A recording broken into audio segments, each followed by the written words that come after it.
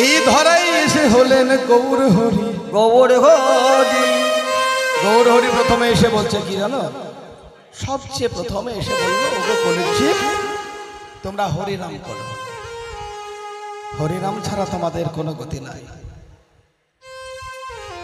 হরিনাম করো, হরিনাম ছাড়া তোমাদের কোনো গতি নাই। বৃহৎ নারদীয় পুরাণে তাই বলল। বৃহৎ নারদীয় পুরাণে কি বলল? হরের নাম, হরের নাম, হরের নাম ইব কেবলম কলৌ নাস্তেব্য নাস্তেব্য নাস্তেব্য গতিরন্যথা গতিরন্যথা।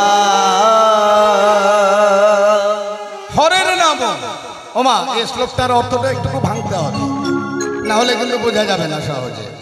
হরের নাম অর্থাৎ ভগবানের দিব্য নাম।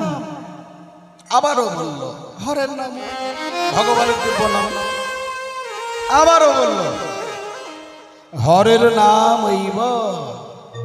দেখুন, হরের নাম, হরের নাম, হরের নাম ইব, ভগবানের দিব্য নাম, ভগবানের দিব্য নাম, ভগবানের দিব্য নাম। এব যোগ করলো শেষবারে। কেন?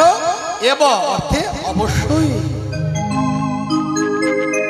কলৌ, কলৌ মানে এই কলি যুগে। নাস্তেব্য ন অস্তি এব, ন মানে নয় বা নাই, অস্তি মানে চিহ্ন, এব, এব মানে অবশ্যই। তিনবার বলল নাস্তেব্য নাস্তেব্য নাস্তেব্য। কোনো চিহ্ন নাই, কোনো চিহ্ন নাই, কোনো চিহ্ন নাই। এতেও আমার মহাজন শান্তি পেলেন না। শেষে আরো একটা কথা যোগ করলো, না গতিরন্যথা। গতিরন্যথা অর্থাৎ কোনো গতিও নাই। ওমা তাহলে এই যে শ্লোক, এই শ্লোকটার মূল অর্থ কি দাঁড়ালো?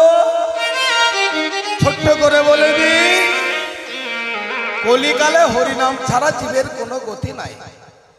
বুঝে গেল? তাই তো এসেছো তোমরা,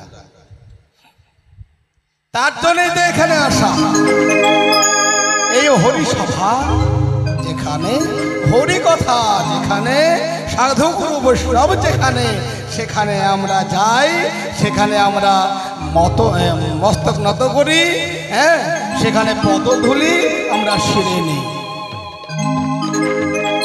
কেন? এই যে হরিবাসরে ভক্ত থাকে, ভক্তদের পদরজ এখানে ছড়িয়ে ছিটিয়ে আছে। ভক্তদের পদরজ নেওয়ার জন্যই তো আমরা আসি গো। আমরা কেন, তোমরা কেন? ভগবান তো নিজেই বলেছিলেন ভক্ত আমার মাতা পিতা, ভক্ত আমার গুরু, ভক্ত আমার গুরু। ভক্তে আমায় নাম রেখেছে বাঞ্ছা কল্পতরু। বাঞ্ছা কল্পতরু।